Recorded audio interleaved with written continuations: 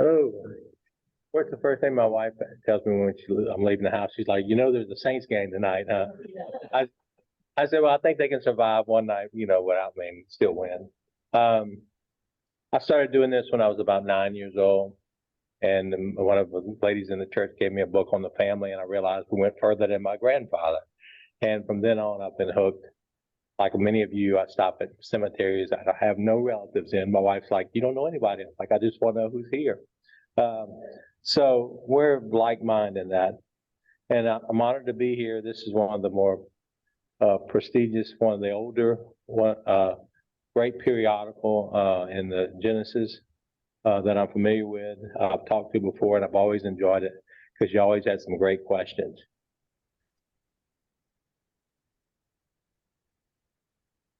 To know the collection at the archives, now this is going to be a little bit of the wordy part.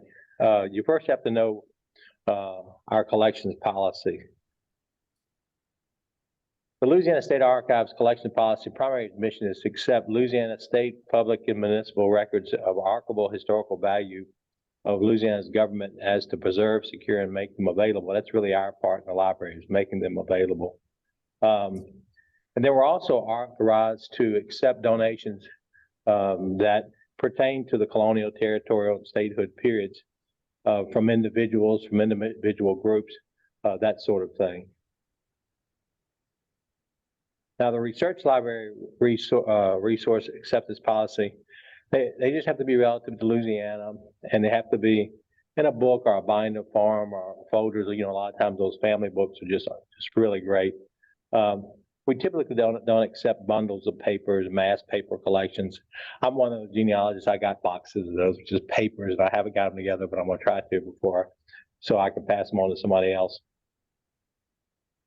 The type of collections found at the Louisiana State Archives, there's the library resources, which are the non-archivable. That's not the original materials, like books and such.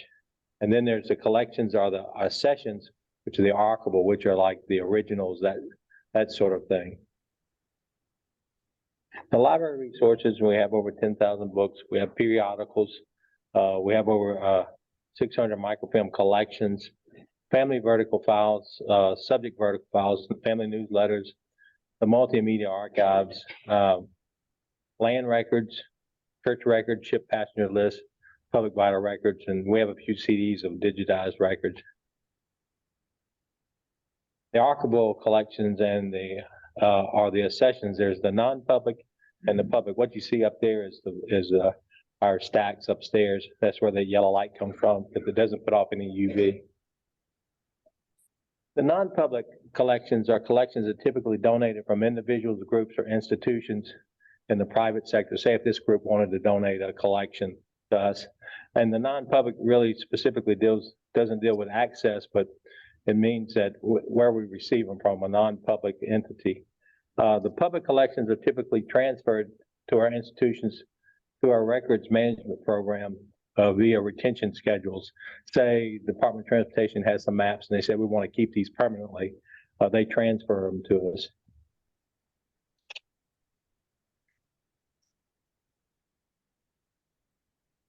Now, receiving and processing archivable collections are what we call accessions.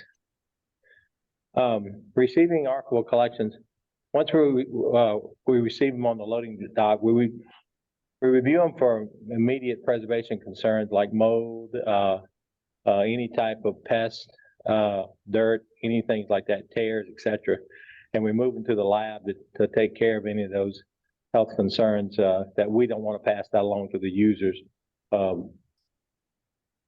That's some Katrina damage you see the bleeding on that right side. In the processing area, once we check the physical issues, we move them to the processing area and assign them an archivable number. We take rubber bands off, metal fasteners, anything that's going to cause further damage. Then we put them in archivable quality or acid-free boxes and folders and make a general inventory if needed. And we put them on the shelves, and then from there, they're accessible. Accessing archivable collections, once they're received and processed, You can just go to the library and you can visit our library. You can actually look at our online database now on our website and search it before you come and request it before you come. It's really an updated system. And it's really great. You can search it by keyword and it'll go through just like a Google search. Once the desired collection is found, we bring it down to the library where we allow patrons to use it. And sometimes it's the originals. Now, within the archival collections, you'll have, reports, you'll have ledgers, you'll have, just documents. There's a document from Bernardo Galvez there. That vehicle was a picture from a collection we have of Bonnie and Clyde's car. The public vital records, I would say this is why most people come to the state archives, because as was said earlier by Mr. Stewart, we have over 2.5 million and it keeps growing. We're the official repository for the state's archivable public vital records, and they can be accessed through the research library. Now, the types of public vital records we have birth records, death records, marriage records, only for Orleans Parish. I don't know why, but it was set up at the beginning where those records went through the Department of Health, marriage records, and ended up at the state archives. These records could have great information on them. The birth record, place, date of birth, gender, race, parents' names and ages, residence. The deaths can have place and date, birth, date of birth, site of interment, occupation, spouse's name, parents, a place of birth, which a lot of people are really looking for. Informant's name, a lot of people don't think about the informant. A lot of times you can find other relatives that were there at the present when someone died, and the informant is very important. The cause of death, a lot of times in this day and time, you may say, we have strokes in the family or heart issues in the family, and this will tell you that. Marriage records, you have place and date of marriage, the name of the groom and the bride, and typically the parents. It's really a good group of records. We don't have divorce or adoption records. Those are typically held within the court or the clerk of court where it was filed originally. The vital records collections, we have at Orleans Parish births from 1819 to 1922. Now there's only an index for 1790 to 1818, but no records. We had the statewide birth records from 1911 to 1922.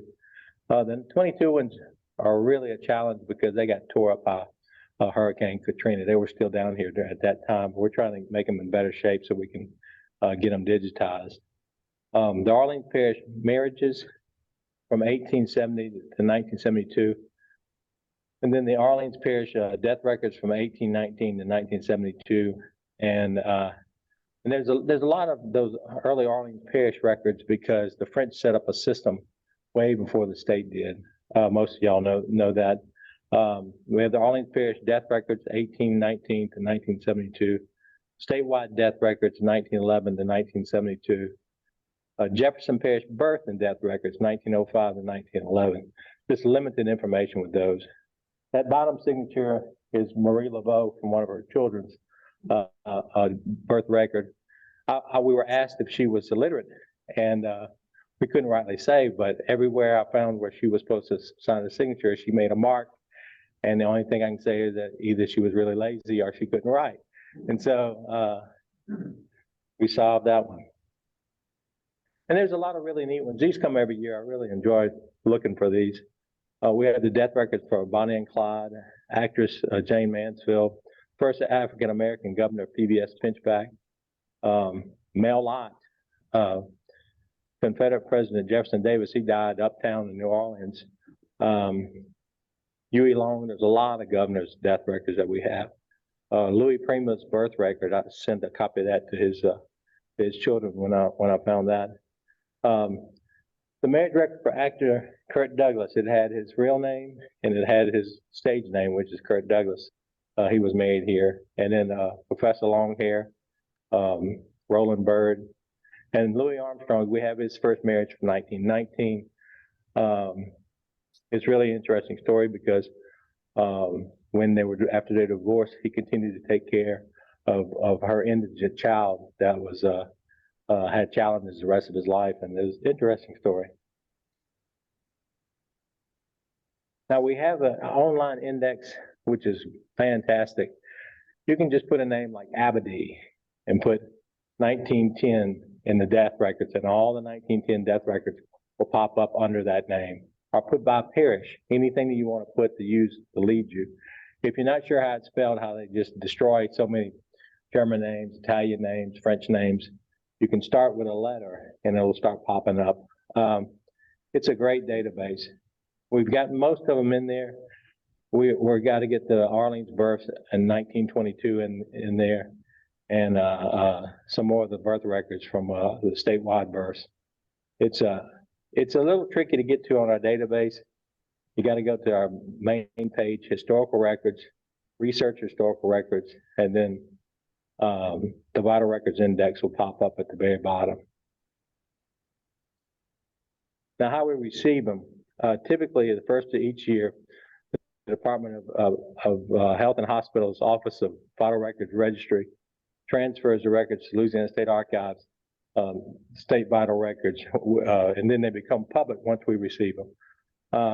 I go down there personally in a van with a couple of guys and pick them up every year, and they're right at the Benson Towers. We actually park in Champion Square when I pick them up.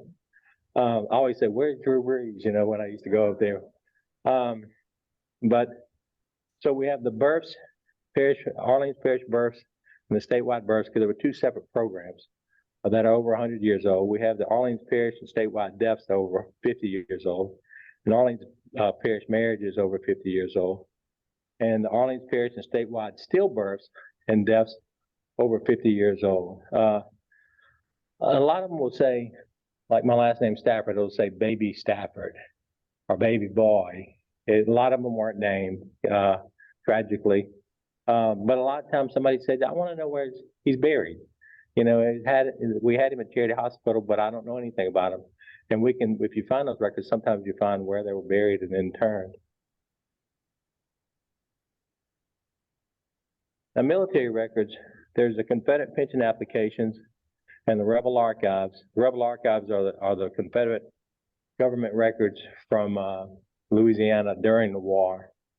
The Korean War bonuses, Mexican War muster rolls, Spanish-American War records, Vietnam War bonuses and Louisiana soldiers killed in Vietnam, volunteer Union soldiers from Louisiana, War of 1812 pension applications, World War I records and index cards, World War I bonuses index. We don't have the actual bonuses because the film dissolved on us and is destroyed, and sadly, that's the only records left of those World War II bonuses.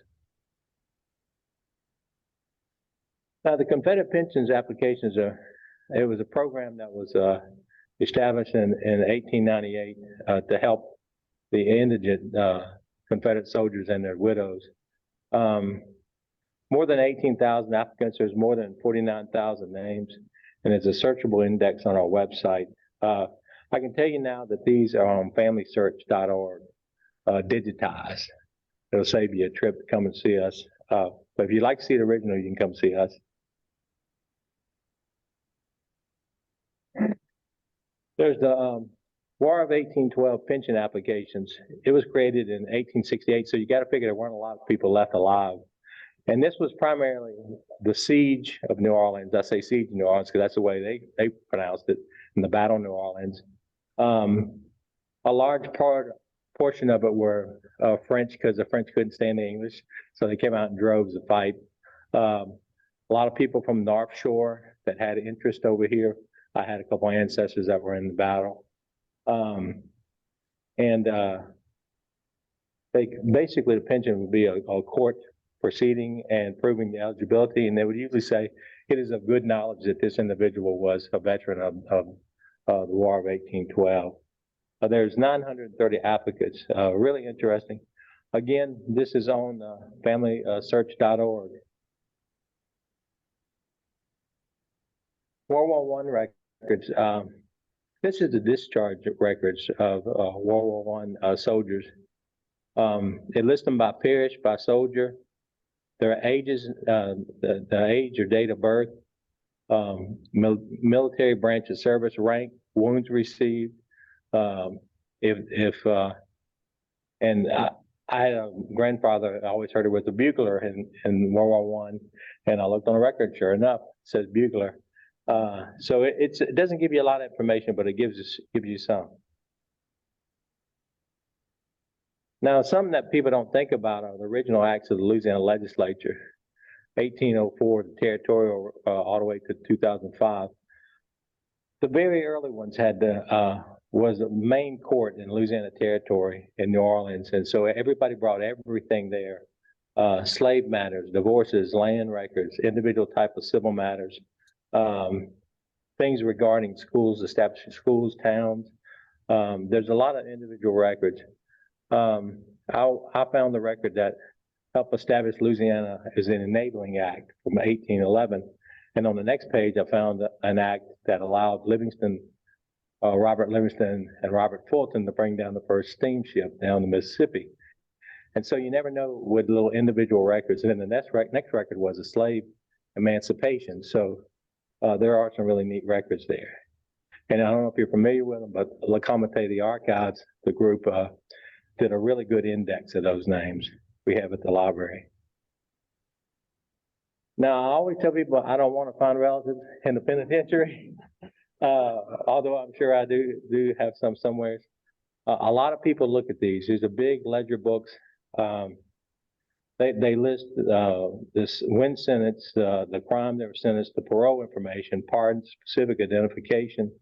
And the ones from the 1800s are very specific. You didn't have photographs. So you'll say, you know, red hair, freckles, left ear missing, bad attitude.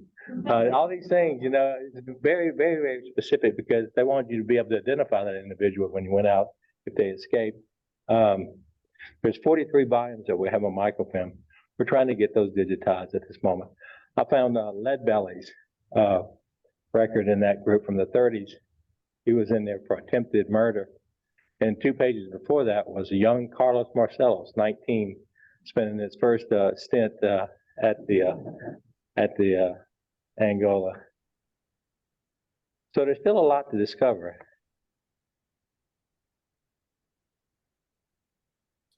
Now there's some voter registration. Sometimes when they're redistricting and that sort of thing, they had little specific voter registration drives. In 1898, they had one in 1913. And these can contain names, residence, age, race, birth, date and place, occupation, if they were naturalized, grandfather's name or father's name. We have them for 56 parishes for 1898 and 25 parishes for 1913. They're by parish and then by surname. We have those currently in microfilm form. We're trying to get our microfilm digitized. It's just a slow process. This is a neat collection. Photographs are really not our thing. Our thing is generally, our mission is primarily for state governmental records. But this is part of that collection, those non-archival collections that fills in the gap. John Gasquet was the unofficial photographer for the state of Louisiana and several different departments like the Department of Agriculture. And he was a great photographer. There's a picture of JFK. He was at the Rice Festival, Bob Hope, and of course the Bonnie and Clyde. He was invited to take pictures of Bonnie and Clyde the day they caught him and the day they shot him. And then he had pictures like little bayou pictures, plantations that no longer exist. But there's over 4,500 images, and it's just a really great collection. I've digitized a whole collection. A few historical images from our archival collections. There's a Higgins boat collection, which is really neat. It was from the paint foreman, shop foreman's wife donated that collection. It's really neat. I don't know if you're familiar with this older gentleman here, Isaac Klein. He did the first book on cyclones are the one of the most prestigious one. And he went through the Galveston hurricane and then moved to New Orleans.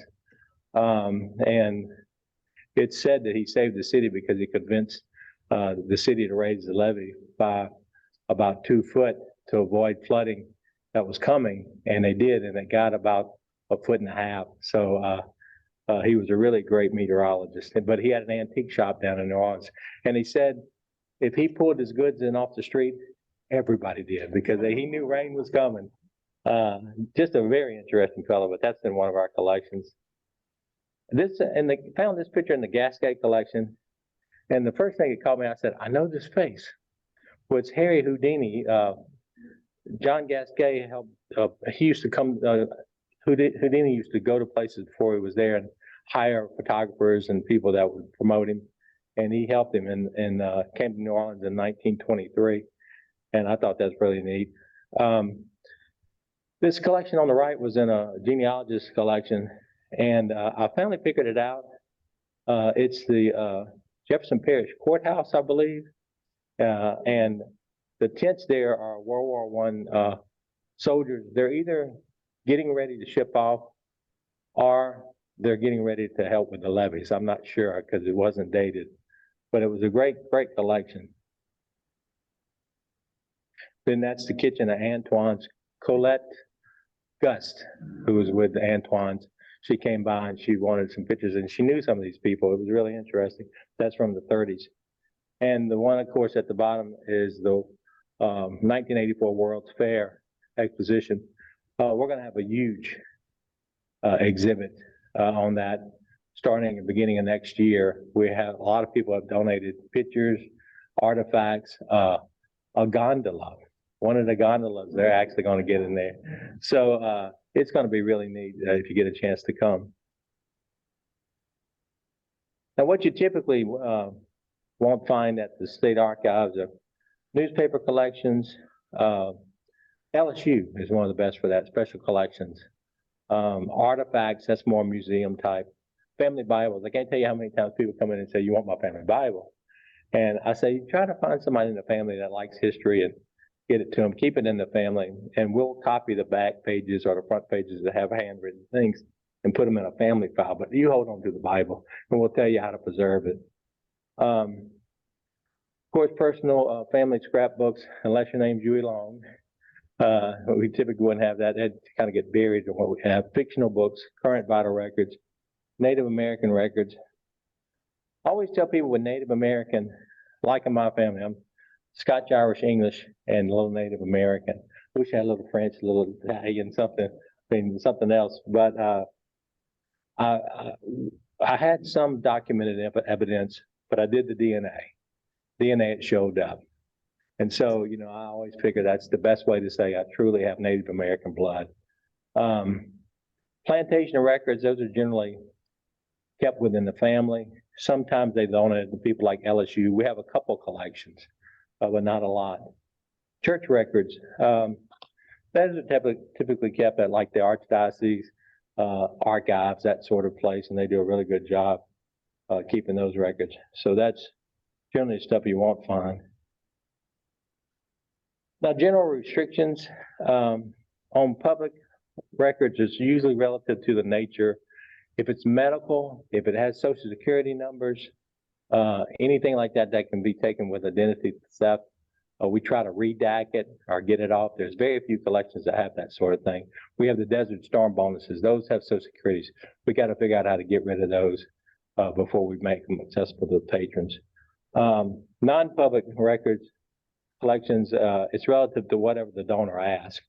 When somebody's donating a collection to us, if they ask something unreasonable, I don't want anybody but my Aunt Sue to look at these, we're not going to accept them. But if they say, you can look at them, but you can't make copies, that's a reasonable request.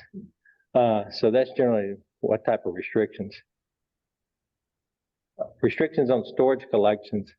We store a lot of records for clerk of courts and a lot of other institutions. We went to all the clerk of courts in the South that were affected by hurricanes more than anybody else.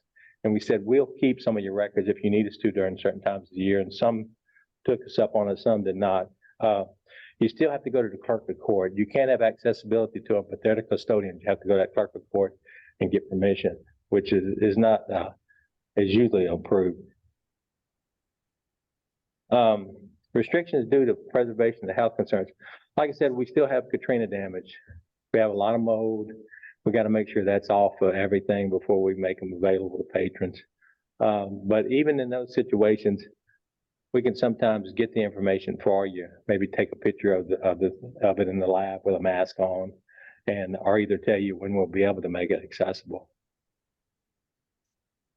Now we're open Monday through Friday, 8 a.m. to 4 p.m. We just kind of put the end to our first Saturdays. We found that only 2 or 3 people were coming on Saturdays. They were coming more during the week. We're trying to come up with a plan B there, which hopefully by the new year we'll be able to give people that work a better chance to come in. We have the largest collection of Louisiana state governmental documents in the state, of course, by who we are. The only place to view all Louisiana's public vital records.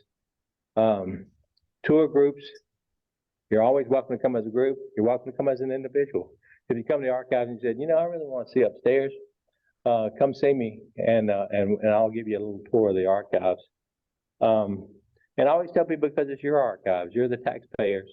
You know, you pay my bills, and my family's records are up there. Chances are some of your family's records are up there, or will be at some point. We take it very serious. Are they any specific questions? Yes, ma'am. The address of the building. It's 3851 Asson Lane. If you need it, 70809.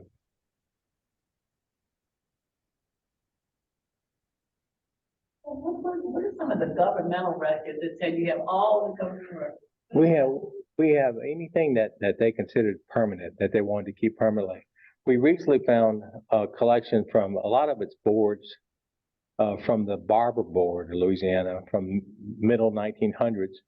The barbers had to take pictures.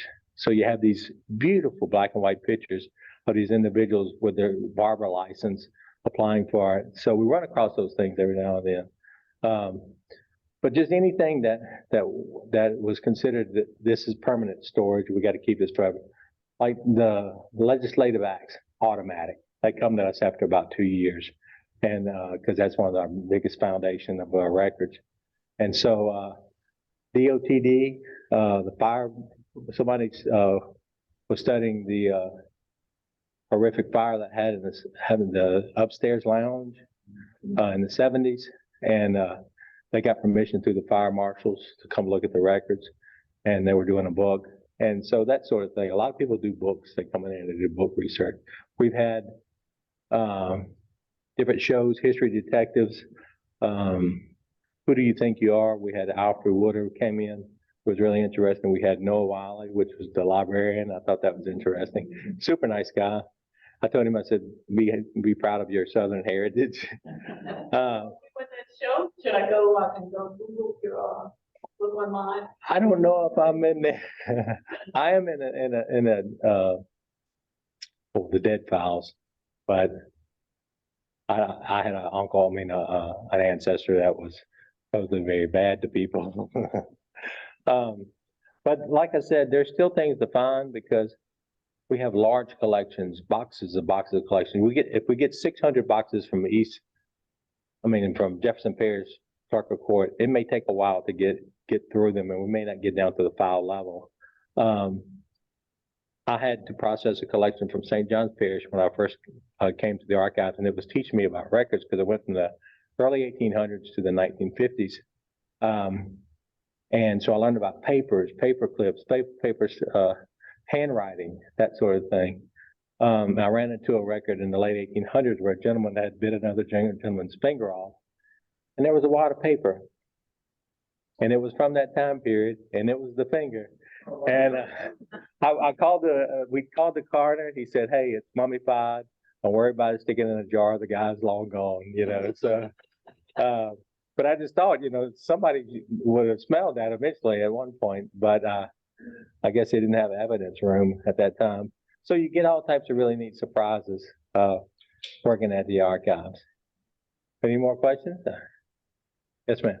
My great-grandfather died on a riverboat near Natchitoches, in 1865. Wow. How would I find out where he's buried, or did they throw him overboard? We can look and see if there's a death record, because sometimes they would come back to port and then establish a death record, Okay, you know. Yeah. Send me an email. We're gonna have a new Secretary of State, whether we want him or whether we don't. So I didn't make any new cards, because I said, why make new cards? We're gonna have a new Secretary of State. We don't know his name. So I have little slips of paper with my information on it, and you're welcome just to send me an email or anything like that, so. One question in the chat. Yeah. And I can just read it to you. The question is, are there staff who can assist with the early records in Spanish and French, especially sacramental records? I can read a little bit of it. I ran across the oldest document in the state archives, because I understood that the Spanish from the 1600s looks very Moorish, very Arabic, and found the document from 1620. So we can read some of it. Some of it I'll Google Translate. I'll cheat if I can read the handwriting, and then I'll put it in there. We have genealogists that know. Our reading ability of it is minimal. We don't have a lot of records except some colonial records that we were talking about earlier from different clerk of courts, like St. John's. You'll find a little German, French, you know, and in those records. So we can get you to a translator, but we don't really have one in there. And a lot of times I'll turn around and I'll see one of our regular genealogists that can read. I'll say, excuse me, you know, can you help us translate this? We had a gentleman in one time, and I was looking at a letter from Brazil, and I said, this is the strangest looking Spanish. And I totally forgot that it was Portuguese. And he says, I was born in Portugal. And I said, oh, perfect. You know, so we can get to the right people and learn. I mean, luckily a lot of stuff's been translated. What? Maybe all the questions we have, Michelle. Yeah. I've also seen death certificates where it's been transcribed wrong. Yeah. And it's really not the, trying to do another spelling. Is Yeah. there any process to send in a correction to the online digital index that comes up to correct this? You can correct them up to the time that they come to us, because there's actually a law that says they can't be altered or amended because they're considered. Certificate, it's the index that's. Oh, yeah. Yeah, we do that a lot of times. If you send me information and the record actually has this, but yet you have proof that we'll sometimes put it in both forms, just to make it easier for people. And death records are notorious for this, because I had an uncle that died at 2 years old, and his parents were given the information. Were they bereaved? They're given the wrong information. And so there was all types of wrong information, clearly wrong, even his name on there. But these people are bereaved, so they're given the information, so it's a challenge for them sometimes. So. Any questions? I have one. Yeah. So if I want to go home and go to my computer and find the site, what is it? It's sos.la.gov and hit historical resources. We're trying to get it out. We have so many divisions, Secretary of State, there's elections, there's notaries, there's corporations. And some of those have a little more presence, like the elections. Well, elections are pretty big in Louisiana, so we have to have that stuff up front. So we're trying to sneak in something for us genealogists and people looking for information, genealogical information. One more question on the chat. Sure. Can you explain ordering vital records from the archives? Do you have to get a certified record? Is there a price difference between certified and non-certified? Absolutely, good question. A certified copy is $10 flat. A plain copy, which has all the same information, it's just not certified and embossed, it's $5. And if you visit us, you could make a copy for 50 cents. It's a self-serve thing. I don't know if y'all are gotten used to the digital machines. I'm slowly getting used to them. I like the old microfilm machines, but digital is the way we're going. We're trying to get those records digitized and online. That's our ultimate goal. We want you to be able to click on and find it online. But we haven't found people that Ancestry didn't really want to do it in our advantage. And our idea is that for the taxpayers, we're going to do what's best for people in Louisiana. If you're in Germany and want to look at it, that's wonderful. But we owe the people of Louisiana to make sure they're done right and we get something out of it. So, and not financially, but just something out of it. So we're working on it. Not to pick on Ancestry. Yes. On that, about what you were just talking about, getting everything online that maybe a volunteer could use to help get the records where you want them. You mean just trying to get more digital records online? Yes.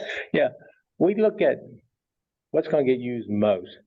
Vital records, we know they get used tons. A crop report from 1917, not really going, and so, why spend the money to catalog it and digitize it and make it available? So we're trying to look at those collections that have genealogical information or stuff that more people would want first, and then go to others. And we're just establishing our imaging department, getting new machines, getting new equipment, have some wonderful, great young people in there that know a lot more than I do about digital imaging.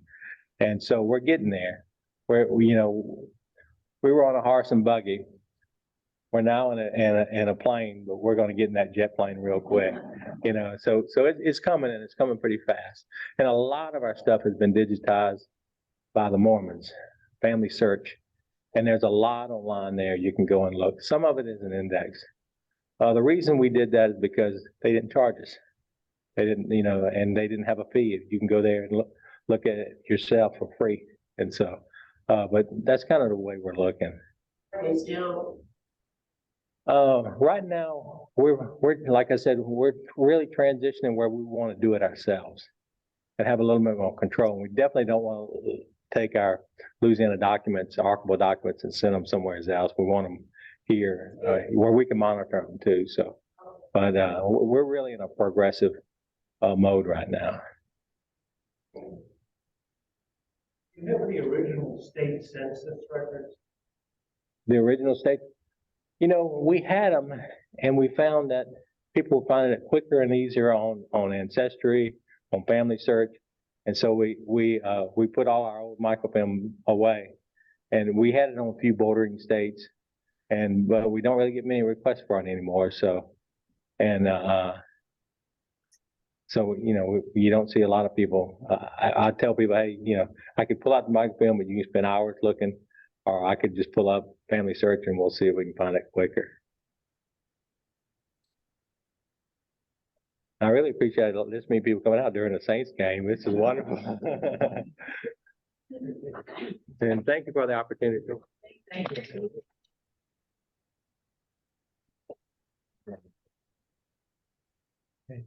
Well, thank you again, everybody. As Bill said, thank you for coming out during the Saints game and coming out to this event tonight. And again, as we mentioned before, we have membership links in the back. You can also go on our website, grsno.org, and you can apply to become a member online. And we hope you can join us next month. It'll be Monday, October 16th, same time, 7 p.m. right here at Jefferson Parish Library. And it's going to be, as Casey mentioned, ask the experts. So we'll have tables set up. So definitely bring your genealogical questions, and we'll try and help you out. Thanks again, and have a good night.